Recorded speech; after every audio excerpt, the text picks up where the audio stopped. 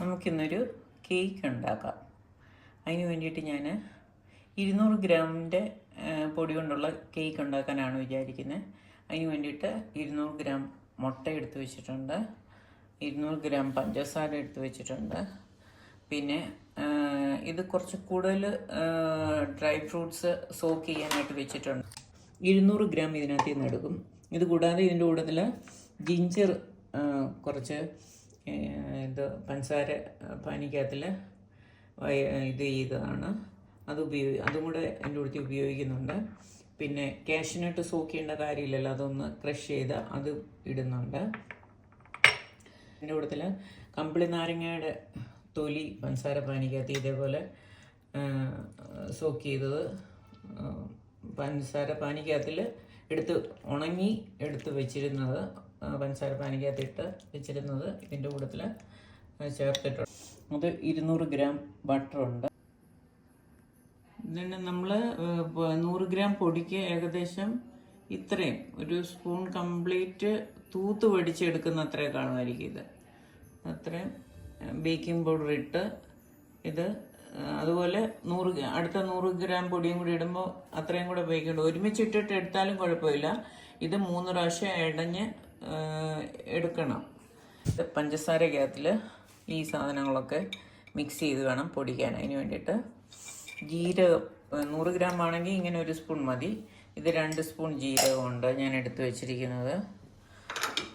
അതുപോലെ തന്നെ നല്ല ഗ്രാമ്പു ആണെങ്കിൽ 2 എണ്ണം മതി, ഒരെണ്ണം മതി 100 ഗ്രാമിന്. ഇത് ക്വാളിറ്റി എത്ര നല്ലതാണെന്ന് തോന്നില്ല, അതുകൊണ്ട് 3 ഗ്രാം എടുത്തിട്ടുണ്ട്. ഇതൊരു വിരലിൻ്റെ അറ്റത്തെ വലുപ്പത്തിനുള്ളത് മതി. കറുവപ്പട്ട 2 പീസ് എടുത്തിട്ടുണ്ട്. ഇതിൻ്റെ പുറത്തെ തൊലി ചിരണ്ടി കളഞ്ഞതാണ്. പിന്നെ ഗ്രാമ്പു ഒരു 3-4 എണ്ണം, ഇത് 8 എണ്ണം ഉണ്ട്. 200 ഗ്രാമിന് വേണ്ടിയിട്ട് 8 എണ്ണം ഉണ്ട്. അത് തൊലി കളഞ്ഞിട്ട് പഞ്ചസാരക്കകത്ത് ഇടണം. ജാതിക്കയുടെ കുരുവാണ് ഇത്, അതിനകത്ത് നിന്ന് ഒരിച്ചിട്ട് ഞാൻ എടുത്താണ്. ഇത് ഇത്രയൊന്നും വേണ്ട, ഇതിലൊരു 3 പ്രാവശ്യം ഒന്ന് ചിരണ്ടി എടുക്കുന്ന അത്രയും മതി, ധാരാളം. ബാക്കി ഇതെല്ലാം കൂടെ മിക്സ് ചെയ്ത് പഞ്ചസാര പൊടിച്ചെടുക്കുക. പഞ്ചസാര കാരമലൈസ് ചെയ്യാൻ വേണ്ടിയിട്ട് വെച്ചതാണ്. അതൊരു 3 ടേബിൾ സ്പൂണ് 100 ഗ്രാമിന്. ഇതിപ്പം 6 ടേബിൾ സ്പൂണുണ്ട്. ചെറിയ തീയിൽ സാവകാശം ചെയ്തെടുക്കേണ്ടതാണ്, കരിഞ്ഞു പോകരുത്. എന്നിട്ട് അതിലേക്ക് ഇച്ചിരി വെള്ളം ഒഴിച്ചു കൊടുക്കണം, അതൊന്ന് കട്ടിയാവും അല്ലെങ്കിൽ ഇരുന്ന്.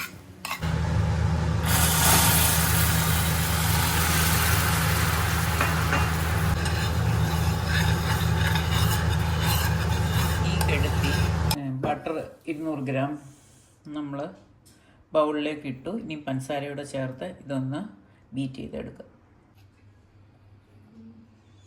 ഇങ്ങനെ കുറേശ്ശായിട്ട് ഈ പഞ്ചസാര ഇട്ട് കൊടുത്തിട്ട് മിക്സ് ചെയ്തെടുക്കണം.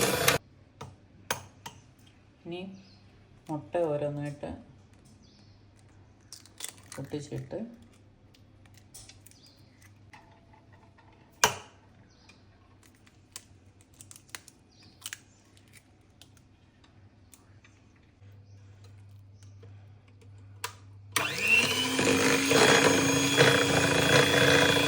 അതിനോടൊപ്പം എസൻസും കൂടെ കുറേശ്ശെ ഒഴിച്ചു കൊടുക്കണം. എസൻസ് മുട്ട ചേർക്കുന്ന കൂട്ടത്തിൽ ചേർത്താൽ നല്ലതാണ്. Vanilla essence. ഇങ്ങനെ ബാക്കിയുള്ള ഓരോ മുട്ടയായിട്ട് അരച്ചെടുക്കണം, ബീറ്റ് ചെയ്തെടുക്കണം. ലൈറ്റ് ചെയ്തത് ഒഴിച്ച് ഒന്നുകൂടെ ബീറ്റ് ചെയ്യുവാണ്. കാരമലൈസ് ചെയ്ത് പഞ്ചസാര കംപ്ലീറ്റ്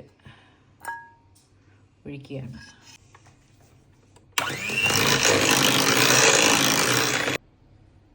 ഈ കുറേശ്ശായിട്ട് പൊടിയിട്ട് ഫോൾഡ് ചെയ്ത് എടുത്താൽ മതി.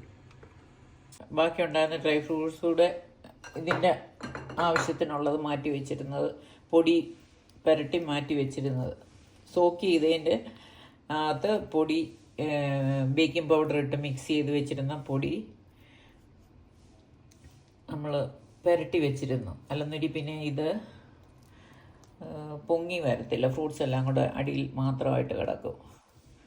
അത് ഡ്രൈ ഫ്രൂട്ട്സും കൂടി ഇട്ട് ഫോൾഡ് ചെയ്ത് എടുക്കുകയാണ്. 160 ഡിഗ്രി സെൻറ്റിഗ്രേഡിലാണ് എയർ ഫ്രയറിനകത്തിൽ 10 മിനിറ്റ് പ്രീ ഹീറ്റ് ചെയ്യുന്നത്. ഇപ്പോൾ 1 മിനിറ്റ് കഴിഞ്ഞ് 9 മിനിറ്റായി. നമ്മളിനി ഓരോ പാത്രത്തിലേക്ക് അത് മാറ്റാം, ബേക്ക് ചെയ്യാൻ വെക്കാനായിട്ട്. അത് പ്രീ ഹീറ്റ് ആകുമ്പോഴത്തേനും നമുക്കിത് റെഡിയാക്കാം. പാത്രത്തിനകത്ത് ബട്ടർ പുരട്ടിയിട്ട് ബട്ടർ പേപ്പർ ഇട്ട് അതിൻ്റെ പുറത്ത് നമ്മൾ ബേക്കിംഗ് പൗഡറും മൈദയും കൂടെ മിക്സ് ചെയ്ത പൊടി ഒന്ന് തൂകിയിട്ടുണ്ട്.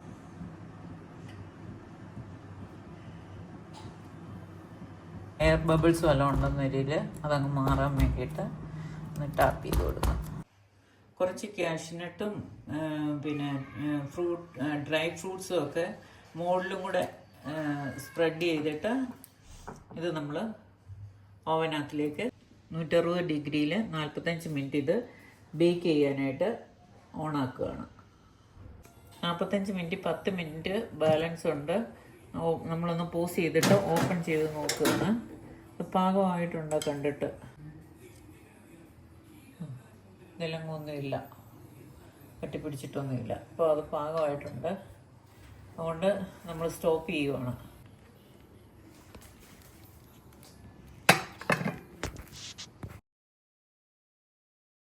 ഒരു കേക്ക് ഞാൻ ഓവനകത്തിൽ വെക്കാൻ വേണ്ടിയിട്ടാണ്. അത് 180 ഡിഗ്രി സെൻറ്റിഗ്രേഡിലേക്ക് 10 മിനിറ്റ് പ്രീ ഹീറ്റ് ചെയ്യാനായിട്ട് വെച്ചിരിക്കുകയാണ്. നമുക്കിത് ഓവനകത്തിൽ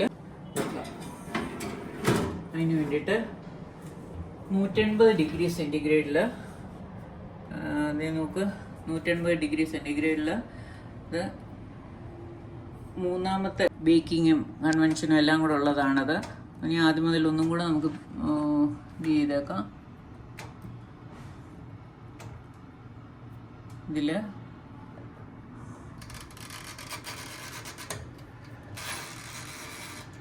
നാൽപ്പത്തി 5 മിനിറ്റ് ബേക്ക് ആയില്ലെങ്കിൽ നമുക്കിനി 5 മിനിറ്റും കൂടെ കൂടുതൽ വെക്കാം. നോക്കാം. ഓവനകത്ത് വെച്ചിരുന്നത് നമ്മൾ 45 മിനിറ്റ് കഴിഞ്ഞ് 5 മിനിറ്റ് കൂടെ കൂടുതൽ ടൈം വെച്ചു. അത് കൃത്യമായിട്ട് ബേക്ക് ചെയ്ത് നമ്മൾ കുത്തി നോക്കിയപ്പോൾ എല്ലായിടവും വെന്തിട്ടുണ്ട്. നമ്മൾ അതിഞ്ഞ് എടുക്കുകയാണ്, ഓവനകത്ത് നിന്ന് എടുക്കുകയാണ്. കേക്ക് നന്നായിട്ട് ബേക്ക് ചെയ്ത്